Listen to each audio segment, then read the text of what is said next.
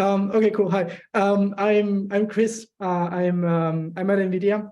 Today I'm going to talk to you about BioLLMs and all the jazz. I mean, specifically here in the context of chemistry, but actually as a broader overview about what we are doing in the space at NVIDIA.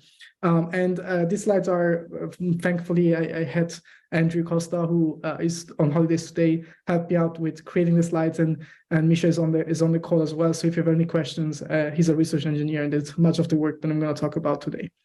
All right, let me see. Okay, cool. So I just want to start with sort of like the foundations. I mean, we've seen through the talks at this point that, you know, these tools, language models for chemistry or for natural text that you can then use to digest chemistry from papers or from whatever other sources you get your chemistry from, are really powerful. But, you know, these are still sort of like software products, architectures that you sort of like have to have in some form, and then be able to train on some hardware for some time until you get to the point where they converge, whatever it means, and be able to predict properties or design chemistry from them.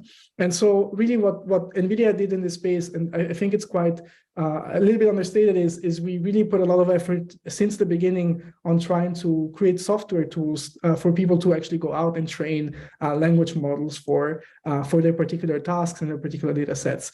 And so we have a tool called NeMo. It's a framework, and in the framework you will find a lot of facilities to basically get you started with training your language models. This particular framework is sort of like broader, in the broader sense. It's for natural language, right? For what people can understand in terms of like speaking and listening and writing. But we've shifted NeMo towards also being able to do multimodal, specifically images, for instance, and audio, which, as you know, with the diffusion models is becoming a very popular domain. And so what you will find in the NeMo framework is both the support for multimodality as well as accelerated frameworks, the curation. So there are practical data sets that you might need for to get started with your own models or for customization purposes. You can actually customize the foundation model. So there's not just architectures and training scripts, but there are actually trained models that you can just pick and, for instance, fine tune for your own purposes. And depending whether you have made an enterprise acquisition, you will also get enterprise support by some people like me or other people at the company. And then ultimately, you know, at the end of all of that, you obviously want to be able to sort of like, you know, host these models for inference, which is actually what a lot of the talk today has been about. Not so much on the training side, which is usually still a little bit cumbersome, and that's what we are developing these frameworks for. But also for inferencing. So when you actually have the trained model or for a prediction of properties or for generation, and you just want to go out there and use it.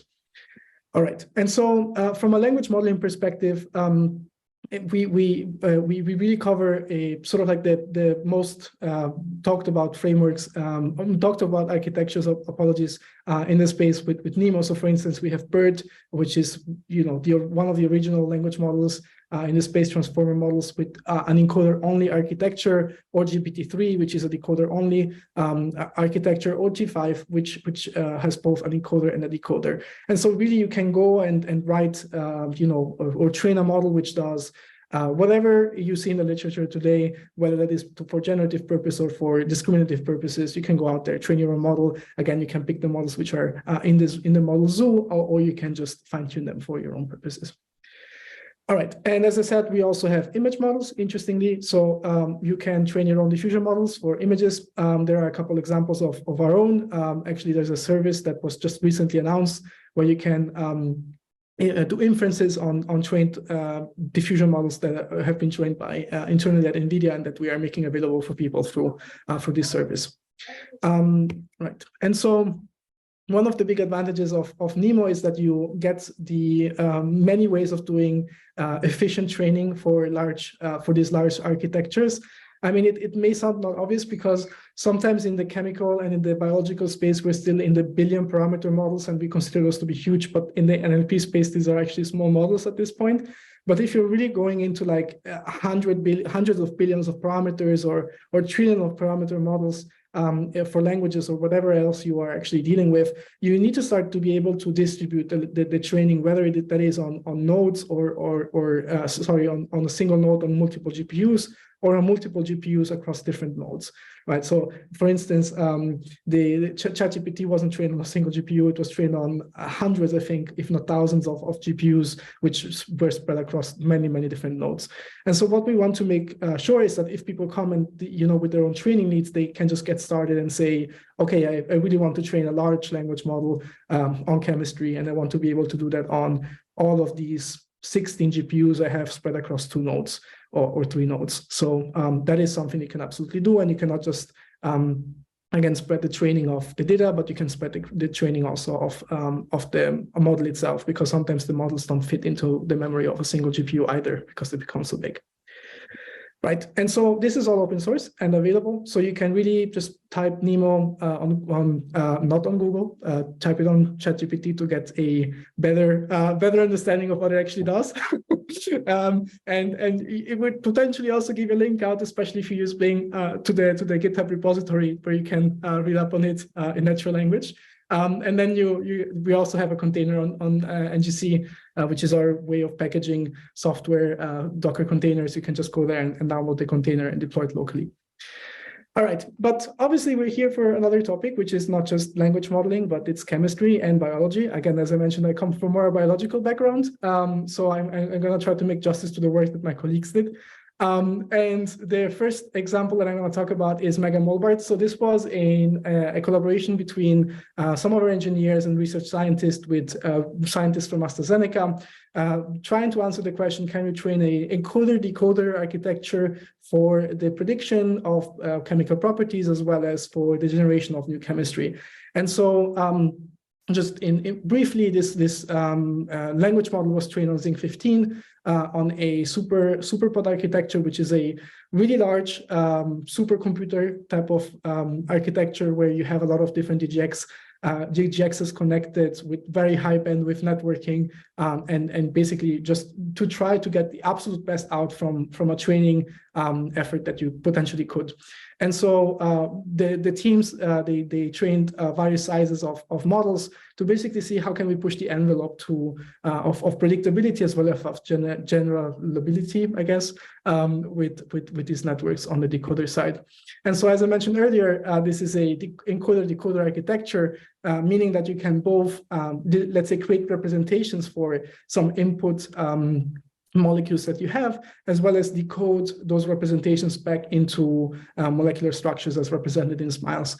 And so, again, there's a bunch of different not activities, but a bunch of different tasks you can do with this type of architecture once it's trained from a reaction prediction, which goes both forward as well as retrosynthesis. So you can start with reactants and go to products, or the other way around using the decoder and then the encoder, or you can do classical molecular prediction, property prediction. You can do molecular optimization. This is really interesting.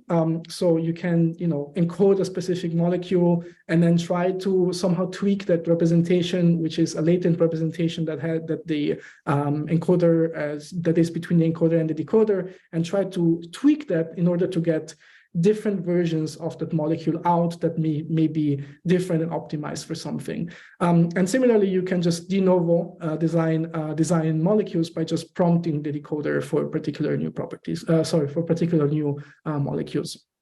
And just to go into very shortly into like one of the approaches taken here is you start from your original SMILES, you get this representation from the encoder, you start adding some random noise to it, for instance, 10 different versions of random noise to the original embedding matrix from the encoder, and then you start decoding those randomly permutated representations in the middle, hoping and actually getting some similar molecules out, which are though slightly different, meaning that they may have different properties, may have optimized properties that you are looking towards, or do some type of similar activity, but being slightly different that may have to do with them being easier to produce.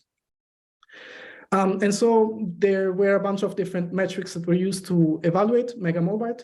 For instance, the quality of the embeddings, the similarity search, but even for sampling, right? The validity of whether you are, for de novo generation, generating smiles that are actually valid, whether they are novel compared to, for instance, your starting data set, and whether they are unique. So if you're not just overproducing the same molecules over and over. And so I'm not going to go into too much detail about this here, but there's definitely some validity and novelty in the molecules that have been produced by MegaMolBart, as well as their ability to predict properties, specifically physiochemical properties, and bioactivity. And produce bioactive molecules. So there has been scientific work done in the background just to make sure that we're not just doing language models and it's pretty, they produce smiles, but they're actually valid smiles and they're novel smiles in that sense. Again, here, same story. You can just go on Bing search and search for MegaMolBart, and you will find the README. Hopefully, it will just point you to it. Or you can go to NGC and you can download the container to either start your own training of your own MegaMolBarts on your own data set. This has been done on chemical structures which are relevant for drug design. So for the drug discovery process, apologies. So it may not be quite the same set of chemicals needed for industrial applications. So you can just basically retrain this on your own data set if you want to, or fine tune it on your own data set. And we didn't stop here. Let me just see how I'm doing on time, if I'm not over talking. Okay. We didn't stop here. The amazing research and engineering team at NVIDIA was like, okay, cool. We can sort of like generate molecules, but there are a couple of things which we're not entirely happy about.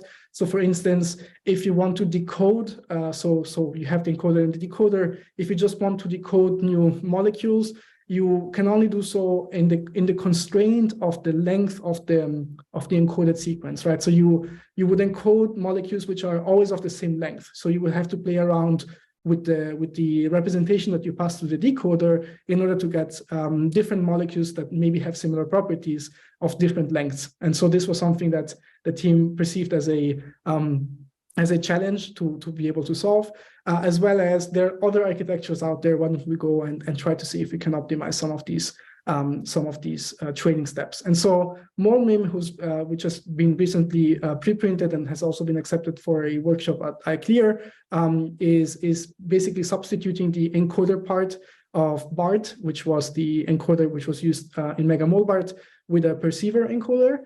And then it's using mutual information machines, which are, let's say, it's similar to a variation autoencoder, if you're familiar with the concept, to basically get fixed representations between the encoder and the decoder that do share similar, that are in a similar space based on the chemistry that they represent. Meaning, if I have two chemical compounds which are very similar in the latent space, they're going to be very close to each other, right? And so using this different architecture and this different way of training, the team was able to create this encoder-decoder architecture where now you are potentially putting in a new, putting in the smiles string that you start from, you get some representation in the latent space, and then you can just make small changes in the latent space to get potentially chemical compounds which have similar activity. And to give an idea about that, we're really talking about, you have some initial chemical compound, for instance, smiles, representation here is a structure representation, a 2D plot for it on the left where you start from, and you add just a very minor Gaussian noise to that representation in between the encoder and the decoder, and you will see a change in chirality just as a reaction to the minor change in the embedding.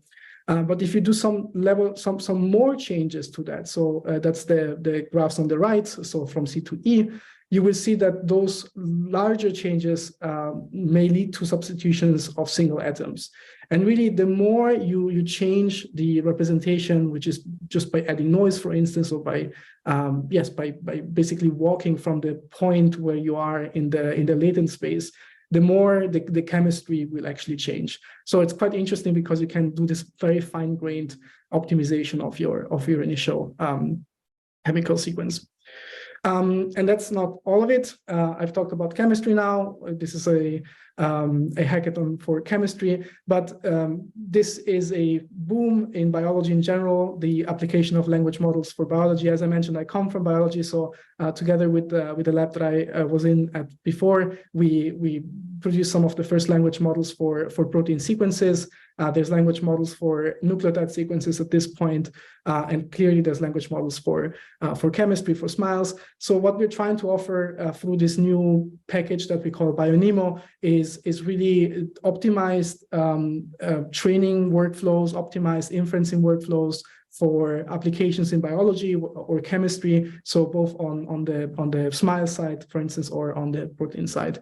And this comes both as a training framework, so you can really take BioNeMo and train your own model from scratch, or you can just use it as a service. So you can go on the BioNeMo service, click a couple of buttons, and you get predictions for your properties, or you get representations, or you can start producing chemistry de novo or optimizing it. So there's a lot of different models that we now have in this offering. And if you're happy, we can talk about it later offline. Yeah, so that's it from my side. I hope I didn't take up too much time.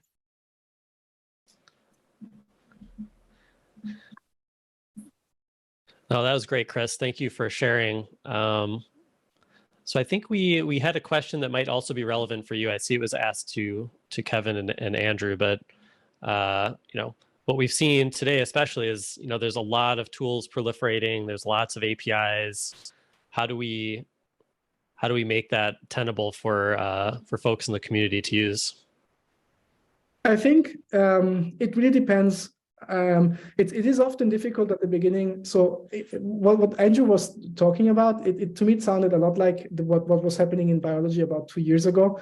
And it is always the question about whether you are in the inferencing space, right? You're using a tool to get to some result, or you want to be the machine learning engineer that goes out there and trains their own model.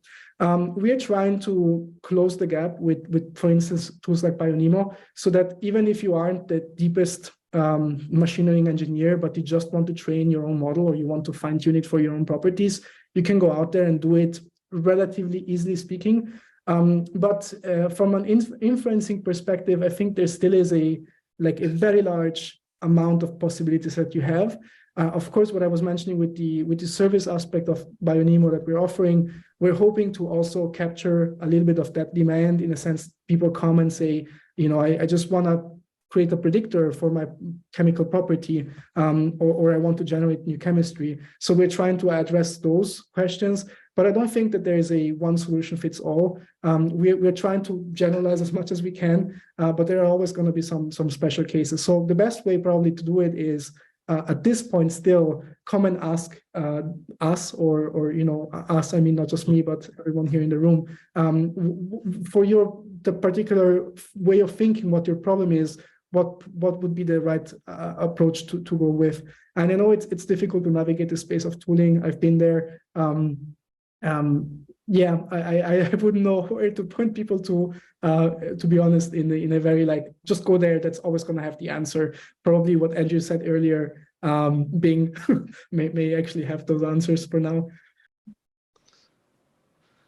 Great. So any other questions for Chris, or any questions for Chris first? Mm-hmm. Yeah. So one of the most useful things about GPT-X, or whichever GPT models, is the fact that I just need to put a key on my terminal, and then I can access embeddings with 1 line of code or 2 lines of code using LangChain. And it's fast and it just works. How close are we to me having an NVIDIA key, and then I can just call MegaMolBart and getting embeddings back in less than a second for 1,000 molecules? What do we need to do to get to there? It's done. It's done. So the point is you need to have early access. I can put the link in here, but that's exactly what we're trying to do with this NeMo service, right? We don't want to overkill it. We don't want to predict properties. We don't want to compete with the people that are doing this. There's better, we want to work with the people that do this. But as you say, we just want to give you put in your API key, which you get from NGC, and then you can just query the service and you get the embeddings. That's what we want to offer you. And it's there. So it's there for MegaMolBart. We are currently testing it. I think we're going to release it in early access in about a week or 2 weeks.